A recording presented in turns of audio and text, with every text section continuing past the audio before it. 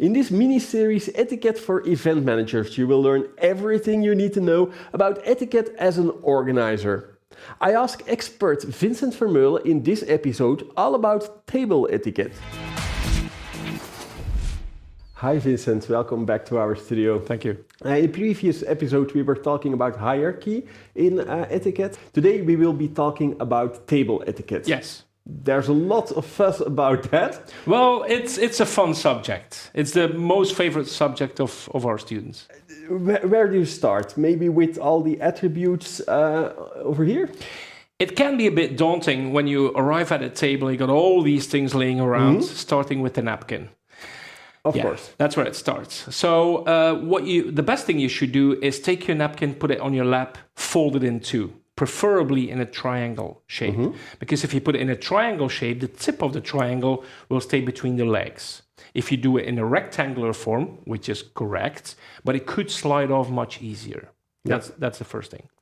Now, if you excuse yourself to go wash your hands, because in etiquette we never say we go to the toilet, you should leave that napkin on the seat of your chair if your chair does not have armrests. If it does have armrests, you would leave it over the left armrest. So that's the first thing you should know. To be quite honest, we don't leave the table to go wash our hands. Because if you have a good host, they would announce dinner. Let's say just before they would say, ladies and gentlemen, in 5 to 10 minutes, lunch will be served. But most people think, oh, I'll finish my drink. No, that's the time to go wash your hands and prepare for lunch.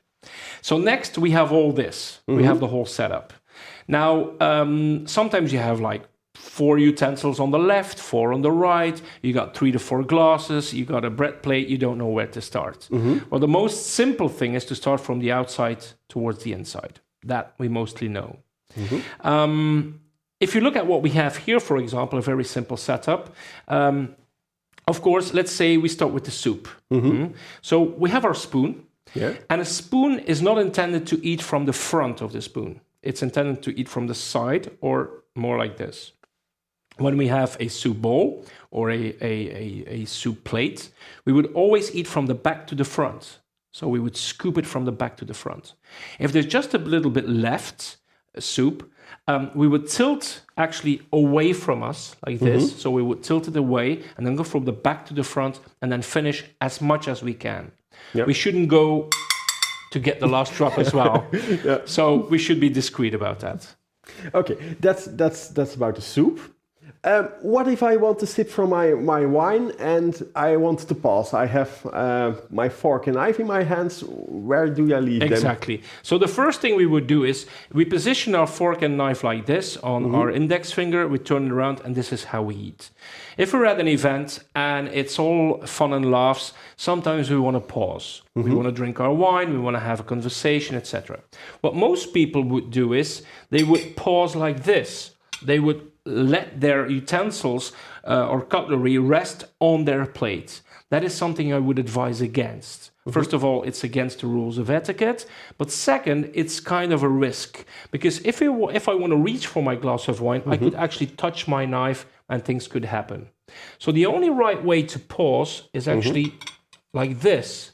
It would create more of a space to the side of the plate. And it's easier for you to reach your wine and to let your hands rest during a conversation. Okay, and when I'm finished? When you're finished, we would have a parallel situation like this at 3 o'clock. What we see in the UK, for example, is that it's at 6 o'clock. So as long as you're not at home later than 6 o'clock, it's fine. Okay, I also noticed the difference between your setup over here and the setup on the screen. Yes. How comes? Well, I think that the picture it's just wrong. It is. First of all, a butler would never put a fork down with his right hand. But second, what we see here is this is actually a mix-up between the French table and the English table. We see the spoon on the top, who should be for dessert in a French table setting. But the spoon over here is actually the dessert spoon for the English table. So it's actually a mix-up. Because it's in the middle, it's the last... It's the last course. So that's how the English would think. They would say we start with a starter, then we have the main course, and then we have the dessert. And it's kind of a logical reasoning that the spoon would be there. So What do I do with things like lobster? They are quite difficult to eat, always a mess. Yes. Well, there are a few foods which you can eat with your hands. So anything which is, for example, lobster and any shellfish, if you will. Then we have poultry. So any poultry with a bit of a bone in, like pigeon or chicken. There's actually also a few vegetables which you can eat with your hands. Artichokes, as you know, for example, the leaves. But asparagus are also vegetables. Asparagus? Yes, absolutely. So you would need your fork and put the asparagus tip onto the fork, and then with your hand, eat it like this. It's perfectly acceptable. And another one who's mistaken quite a bit is sushi. Yeah. So sushi is actually not to be eaten with chopsticks. No? Oh no, it's actually to be eaten by hand, because that's how they are designed. They're small canapes, if you will. And you should have the fish on the tongue instead of the rice on the tongue.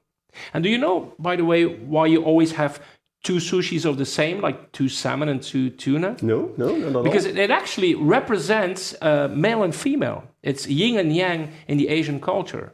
And that's why you always get two the same. Oh, that's a nice detail. Yeah. What about the wine? Yes. Who tastes the wine? Well, it depends on the situation. If it's a dinner at home, it would be the butler. If you don't have a butler, it would be the host. But we wouldn't do it in the presence of our guests.